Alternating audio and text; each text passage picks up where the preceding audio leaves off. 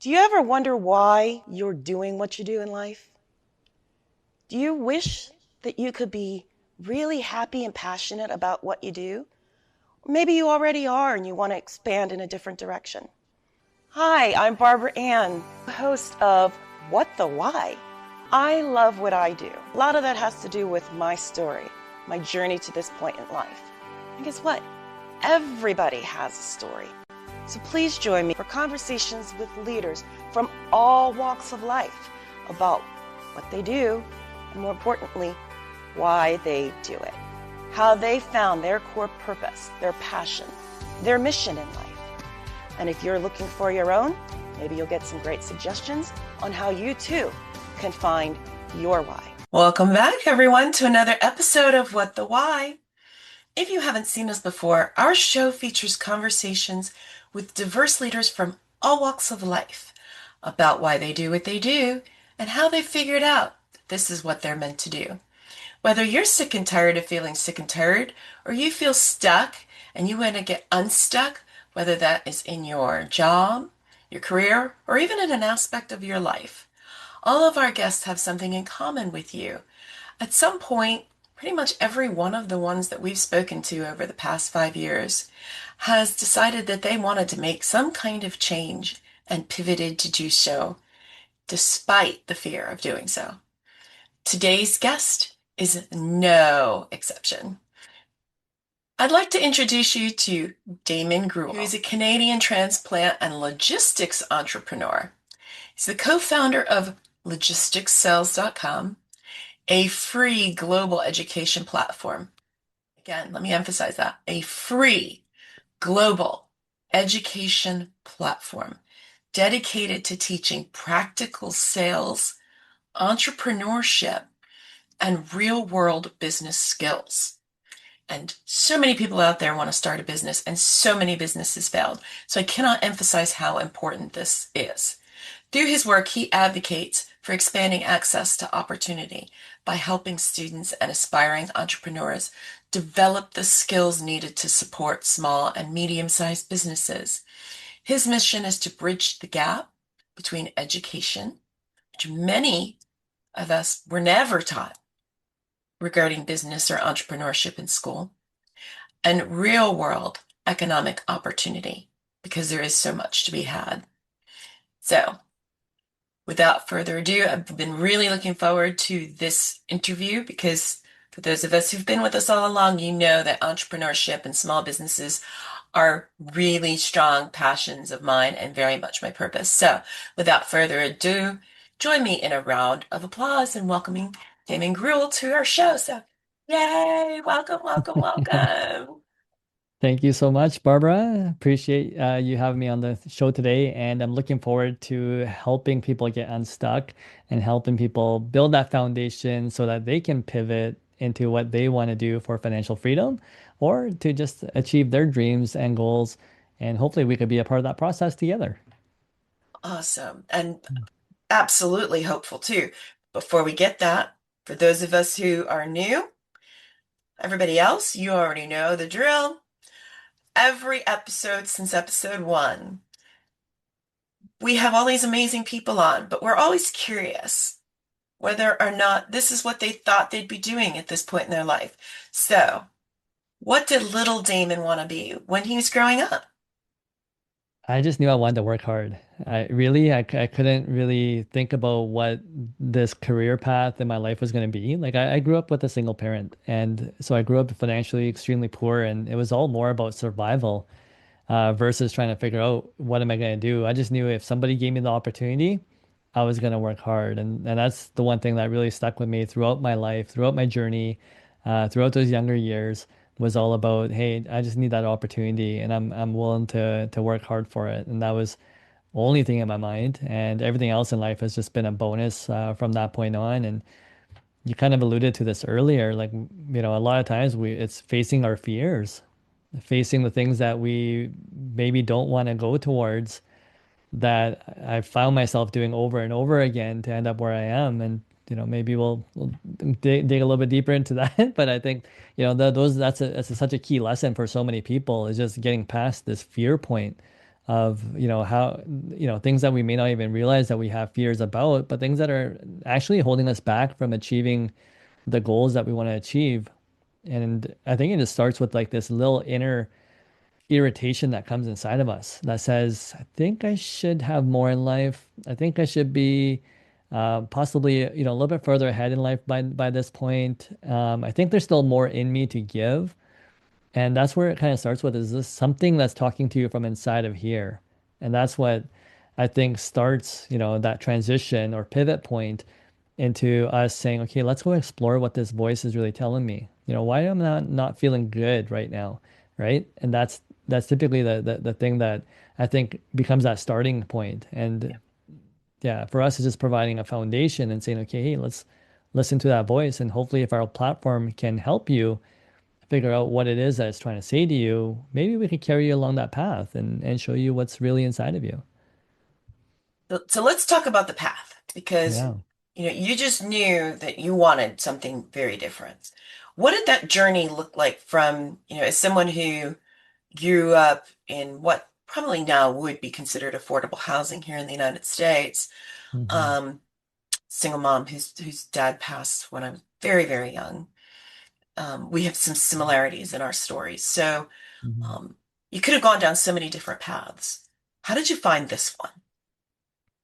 It was actually by accident. I was pumping propane at a gas station, and one of my friend's dads came over, and I just learned how to use a flatbed scanner. This is back when technology was coming around, and I knew how to. This is back like late 90s, and pretty much out of high school, and I had invested into one of these scanners, and it was like, the really big chunky ones at the time.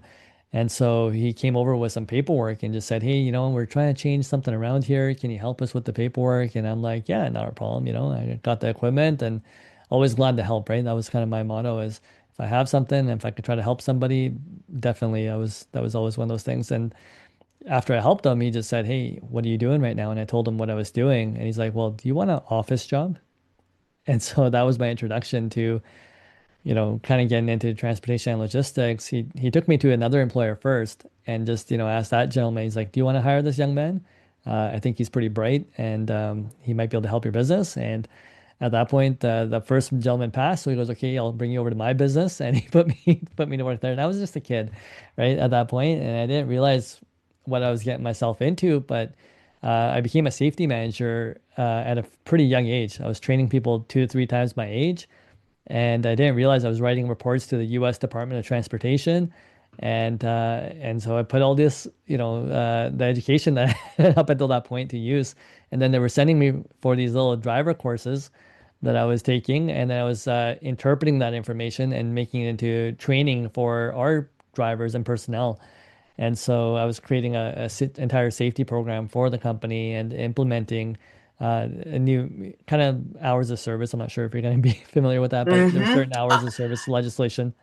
Yes, I'm familiar, but if you would like to explain it in as brief a terms as you can, fortunately, when I was with the government, I got to do some work with Transportation Department. Shout out to friends who are still there, especially Sharon. Hi, Sharon.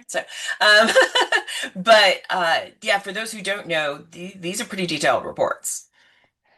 For sure. So the drivers have to log their hours, where they're going, different things like odometer readings, locations, and everything gets mapped back and tracked according to like their fuel receipts, any other timestamps that they have on bills of ladings, you name it. Like everything's kind of tracked, and they want to make sure that people aren't driving over hours and overtired Mhm. in the US. So they're actually tracking everything for the drivers to make sure that they're safe, right? There was a drug and alcohol compliance that I also had to administer with the drivers. So all drivers were drug tested and put into random pools where we could check them, every quarter with, the people that would come up, and we would have to get them drug tested regardless of where they were. And so, anyways, there was a bunch of courses I was doing there.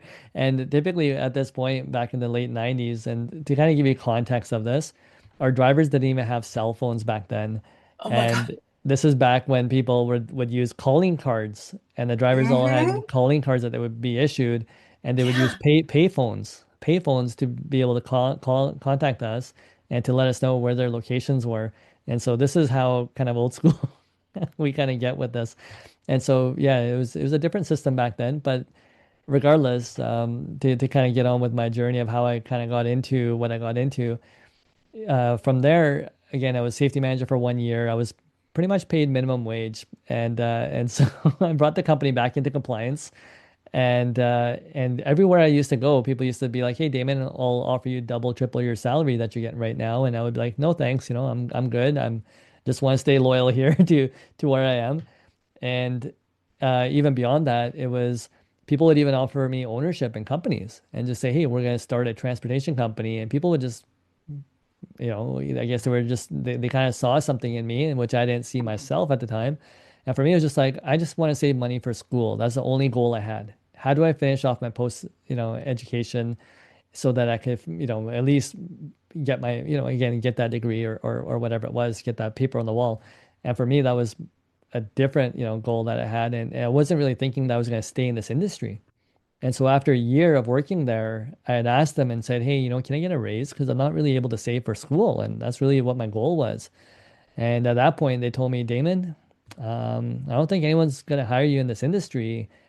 And we can't really give you a raise because we can't pay you more than the secretaries." And I was just like, "Okay, well, okay, thank you for that." And then I was like, "Well, obviously I can't make my goal here, so I'm going to have to leave." And so when I left, I again was going to go back to job searching, but then my neighbor, they owned a lumber company, and they're like, "Hey, Damon, actually, you know what? We had a bunch of drivers approach us, and we want to start a trucking company." And they go, "Damon, we want you to run it." And I'm like, "Well, I don't know how to run a trucking company." I go, "I was only a safety manager." And so, I would get these random opportunities, and I was like, are you sure?" And they're like, "Yeah, well, you know more than us." And so the only thing they knew was about the lumber industry. And so I said, "Okay, fine. If you're putting that much trust and faith into me, I'll come in and try to run that company." And, fast forward 8 months, something happened there as well. And so I ended up moving to another company, and then I ran that company for about 5 years. And any company that I would go to would have exponential growth. It was, usually in the thousands of percentiles. The last company was, going from $1 million a year to over 24 million a year within just 4 years. And so I would have this exponential growth anywhere I would go, and it was just following basic principles. And so I got to learn how to do business the right way a lot of times, and I got to see formulas that actually worked. And so I got to see, again, the other part of the business, which is, things that didn't work and why people would fail and what people, what feedback I would get. So you're going through all these experiences. And for me, having all these negative experiences, I didn't really know what to do. And what that led to was not being able to work for anybody anymore because I had just been lied to too many times. Sometimes it was just the integrity of the employer. Sometimes, maybe false promises. And so there's various things that would come up, and I was just like, okay, I just need to work honestly. I need to work ethically, and that's just how I want to roll in life. Like I just want to, not have this something, burning me or weighing me down. And so that kind of led me into entrepreneurship. And so from entrepreneurship, I started a transportation company, and then or started a logistics company. And then from there in that was 2006, 2012, I opened up a trucking company, and we reached the growth 500, profit 500. We were the fastest growing company across Canada in our industry.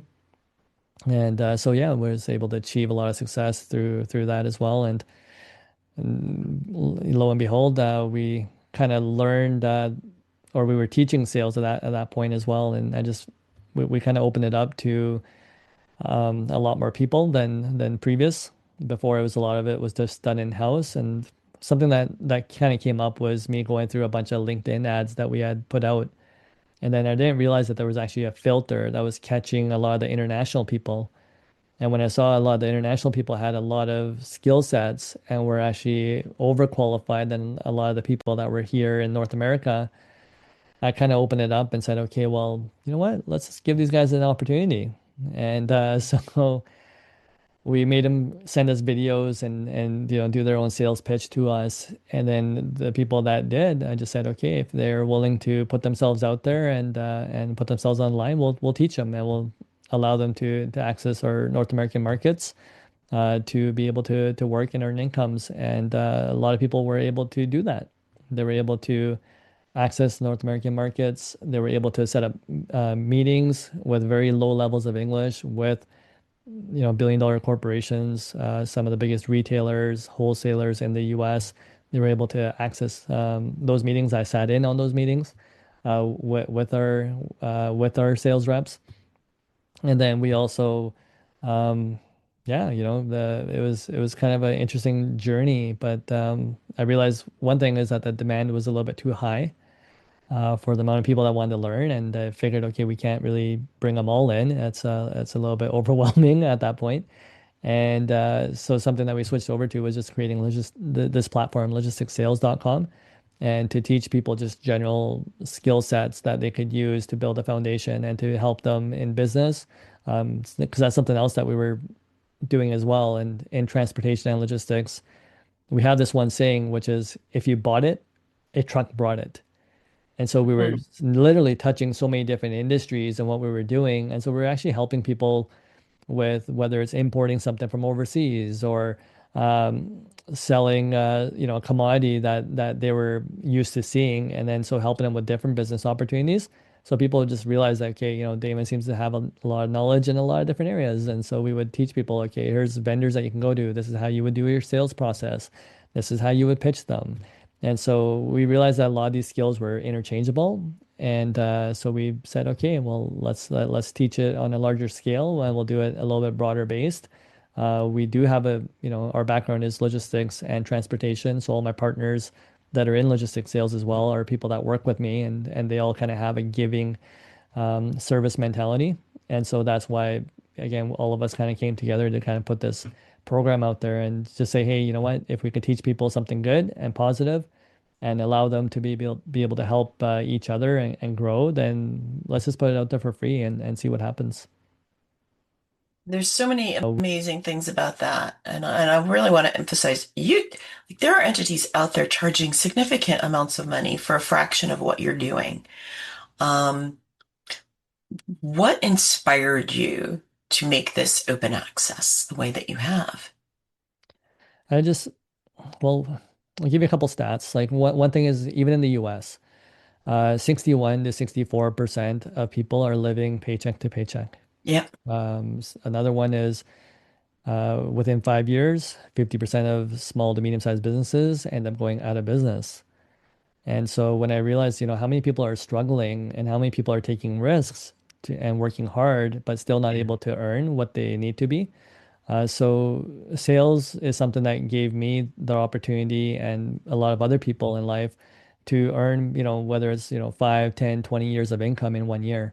And so when you realize that there's different possibilities out there for doing the same amount of work or just leveraging your skill sets to be able to earn more, I just want to say, you know what, this is something that I think everyone needs to know.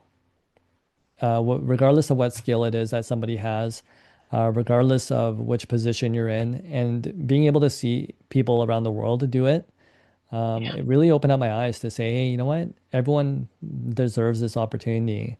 And it wasn't an opportunity that was given to me easily either. It wasn't until I ran into it by accident. And a lot of places, will take advantage of having to overwork people, having to, again, keep people at low wages for as long as possible. But then, realizing that, okay, well, how healthy is that? Are we really helping each other in that format? Yep. Is it is there enough to go around? And having creating structures as well is a big part of what we teach as well, creating win-win situations. And so we realize that, people can win together. Like you don't have to take everything, and it's a matter of just saying, okay, well, teaching employees, we teach employees how, to be in the entrepreneur's shoes. And we teach entrepreneurs to say, okay, well, hey, do you want to own 100% of a grape or do you want to open that up and own 10% of a watermelon? And so look at the possibilities of what happens when we have teamwork. And so we always hear that term, teamwork makes the dream work, right? And so Mm-hmm. putting that into practical steps and saying, Yeah. okay, well, what can that do for you as an entrepreneur? Because so many entrepreneurs feel stuck because everything comes back onto them.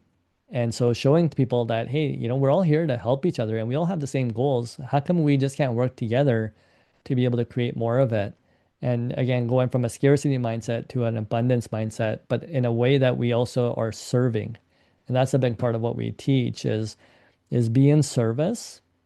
And if you're in service long enough, it's going to come back to you, right? I mean, Mhm. the companies that I went to go help are people that employed me later.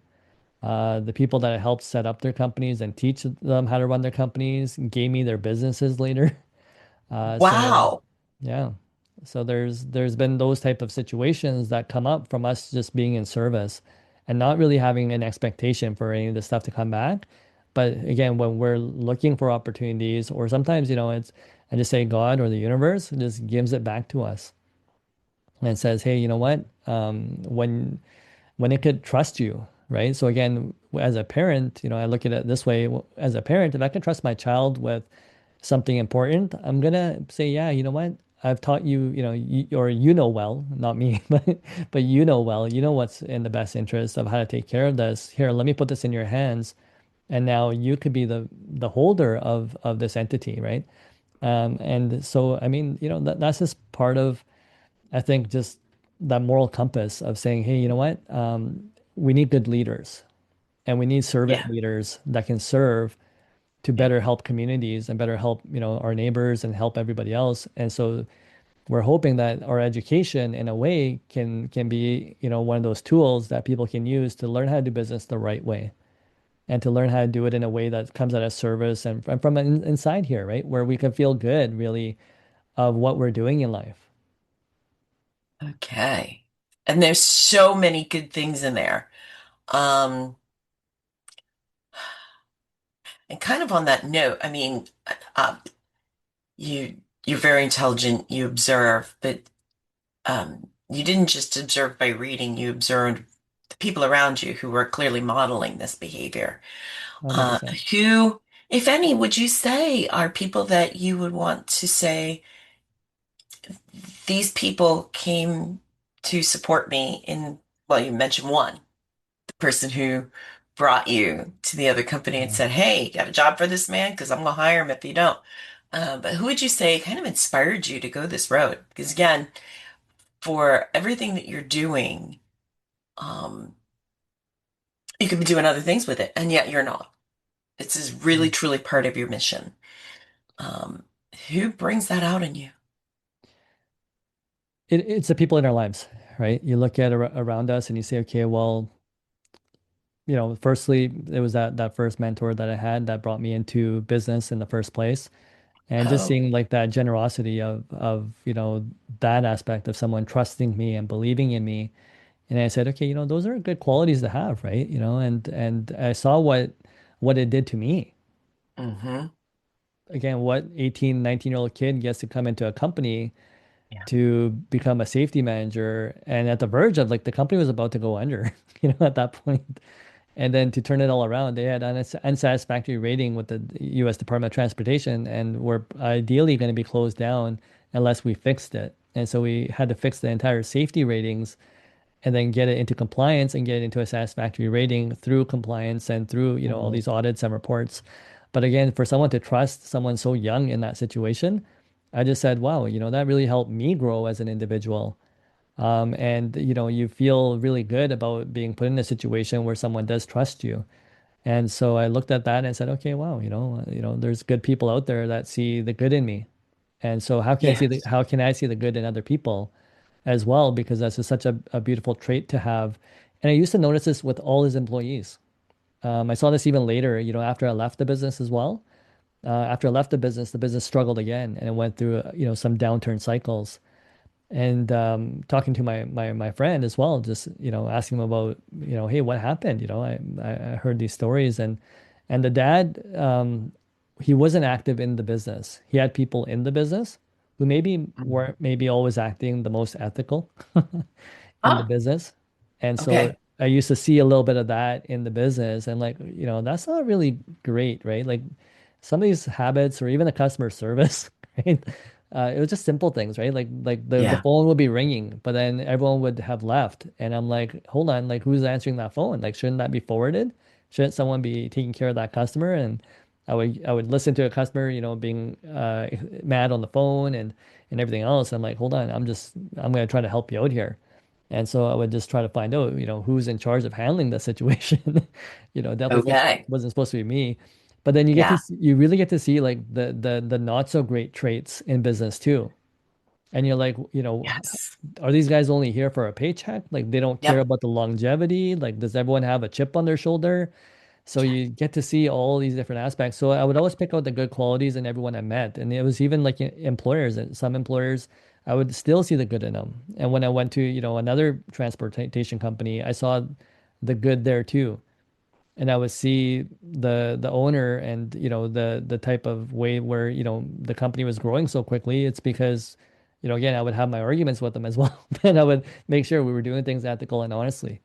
And so when I saw that these were formulas that were, equating to everyone being successful, and there was young drivers that we had, 21 years old, and they were building their own homes. And I'm like, this is amazing. This is what I want to be a part of.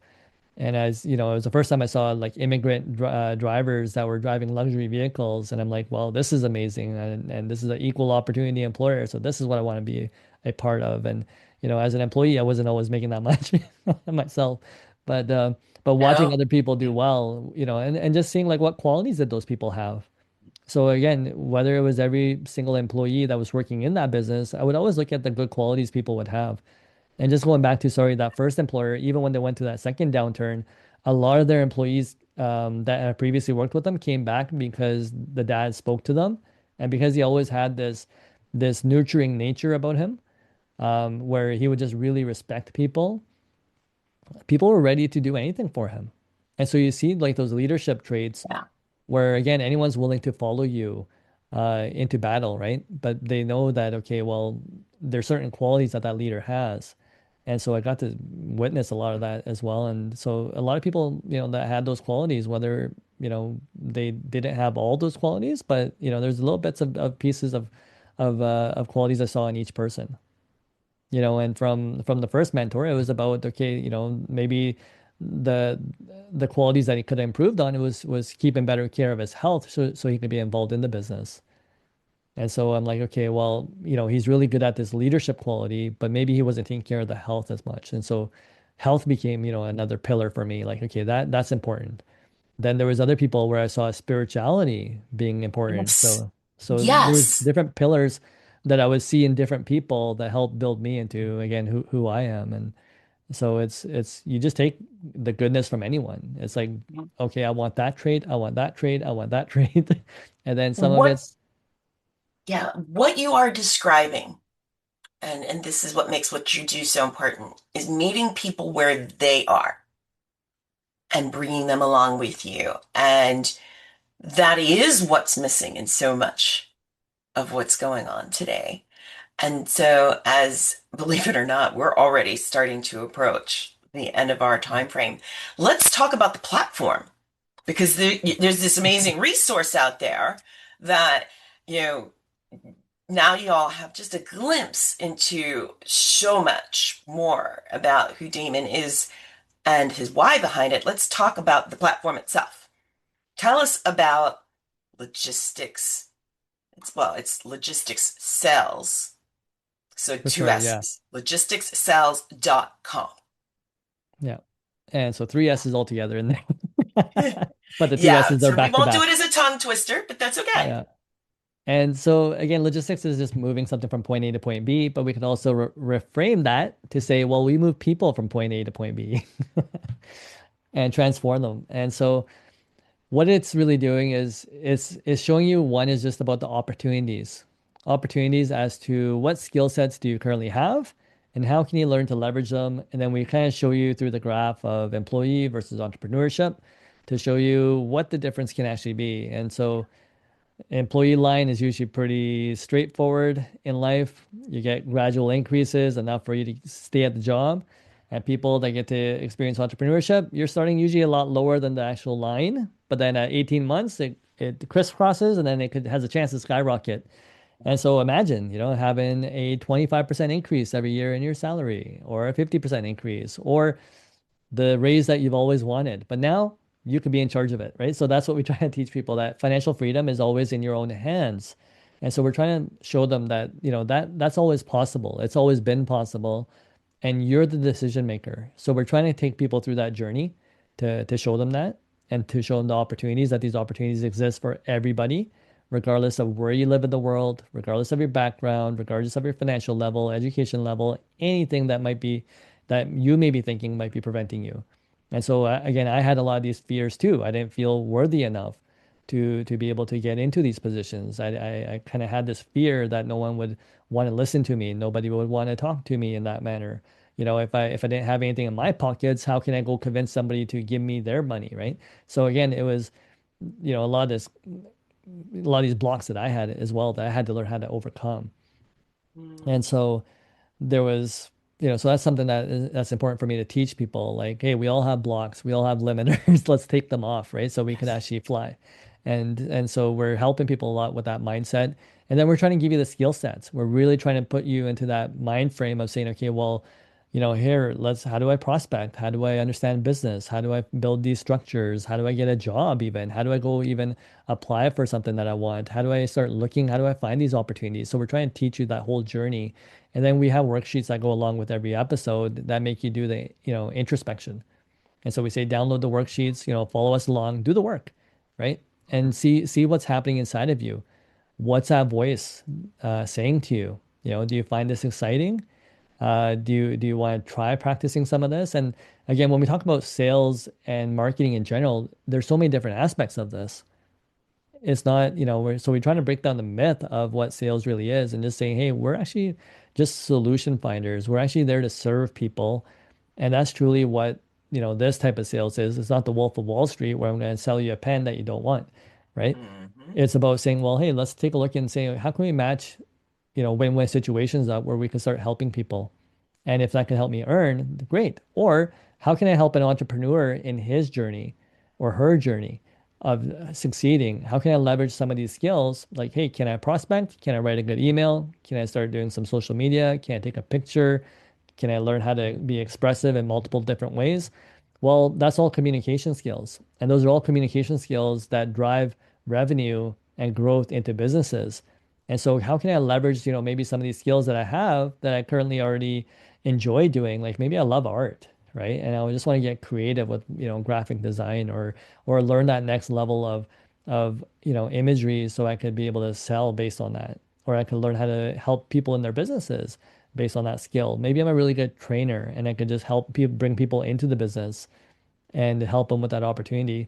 What is it, that I have to offer? Maybe I'm really good at accounting, right? So maybe I like numbers and I could really help somebody with their business on the back end, like even a podcast. I mean, how many different positions are there in a podcast? Maybe I like videography Yep. and I could, I can make really great videos and I could put different angles into perspective, right? Make something look cooler than it is, right? So sometimes, having a drone versus watching something, flat all the time gives you a whole different perspective as to what you're looking at, and a different vision for the person that's viewing it. So if you just understand, some of these components and just saying, okay, what can I interpret into a business? Maybe you like boating. Maybe you want to help somebody create the next tourism business, right? And you want to be a tourist because you love a certain area. So we're just trying to open up people's minds to like the possibilities of these opportunities, and just really teaching people how to find them and to develop the skill sets to be able to pitch themselves so they could actually gain the opportunities, or again, help some of these businesses, right? That really need help. So Yeah. it's very vast. So again, we're just more the foundation work. And Barbara, what I hope is that, if we help them with the foundation, you can help them with the steps once they know what they want to do. So And we would love to help with that because so much of what you touched on, you have to get rid of those limiting beliefs. You mentioned it earlier. I want to come back around to that as we wrap up because there are people watching right now who think it's possible for others, but they're afraid to do it themselves. The fear of change is still standing in the way of the fear of staying the same. And they're not living into their purpose, their potential. Which is why I love that you use that word because that word's very much a part of my company and what we do. Shout out to Purposeful Solutions and Evolutions. And so, for those who don't know, Damon and I have actually had some conversations about how we can complement what we're doing because they've put together this amazing framework, and now what? And so it starts, however, with the framework. We'll worry about the what up, the now what later when we have Damon back on as a follow-up guest. So for those who want to access, we've kind of told them the name, logisticcells.com. But you're on LinkedIn, you're on TikTok, you are on other platforms. And so for those who might be listening and cannot look at the comments section to see the breakdown of all your socials, what is one of the best ways for people to connect with you? I think the best way is just go to the main website, logisticssales.com. That is plural, logistics, sales. So three S's in there altogether. And if you follow it all the way to the bottom, you're going to see all our social media handles. So very easy to just click on, your favorite one for more information. And yeah, just get started, view a couple of the episodes. I just say, follow it along that journey or subscribe and get those weekly episodes, see what resonates with you and see how, what it's saying to you. And for people that are entrepreneurs, definitely watch it because sometimes we forget the fundamentals of what we should be doing. And just having those reminders are great to be like, oh yeah, I knew that and I just stopped doing it. And so sometimes the basic fundamental steps are enough to get you into, easily six-figure range when it comes to salary yourself, but most likely seven-figure ranges if you're doing it as a business. So we hope that, you kind of take those fundamentals and again, reach out to Barbara to help you execute on those a little bit further as well. Yeah. And as we wrap up, what additional parting advice? Because you kind of wrapped into some really Mm. great advice there. But what parting advice would you give to somebody who really is afraid to move forward? Yeah, I mean, kind of give you my example really quick first, right? Like there's two big fears that I had that one was just getting into entrepreneurship. It's something I never wanted to do because of my programming growing up is anytime I Mm. saw episodes of, television where somebody was a boss, it was always like, I don't want to be like that guy. It was always, and then just going through bad situations myself, I was like, I don't want to be like that. And so the thing that I didn't want to be or didn't want to go towards was one of the things I had to step into to really, move forward in life. And then the second one is public speaking. So anytime I would even start a business, I was always trying to hide behind somebody. I always had business partners and so I would be like, you're the CEO, you're the president, and I just like to stay in the background. And so something I realized is that, if the CEO or the president isn't speaking up or isn't being audible, that every business needs that leadership component to move the entire force forward. And so again, I found myself a lot of times, as much as I wanted to hide, I had to go in the opposite direction. So I don't know what this is, sometimes like it's something I keep seeing as a pattern in life is that the thing that we're most afraid of is the thing that we usually have to face. And then they say the thing that we face is usually, the best outcome for us in life. And again, that's what I want everyone to experience is just to say, what are we afraid of? Right. And what excuses is our mind telling us? And are they really true? And I hope, like when you're watching our episodes that you're able to kind of have that takeaway and say, you know what, this is pretty basic stuff. Like I think anyone could do this. And and just to say, it's just a matter of, well, what we try to teach too is like how to create these structures that don't cost you anything Yeah. besides time, right? Take the time just to do the work and watch what happens in your life. And whatever skills you're going to gain are going to compound in life and it's just going to make you more valuable as an individual.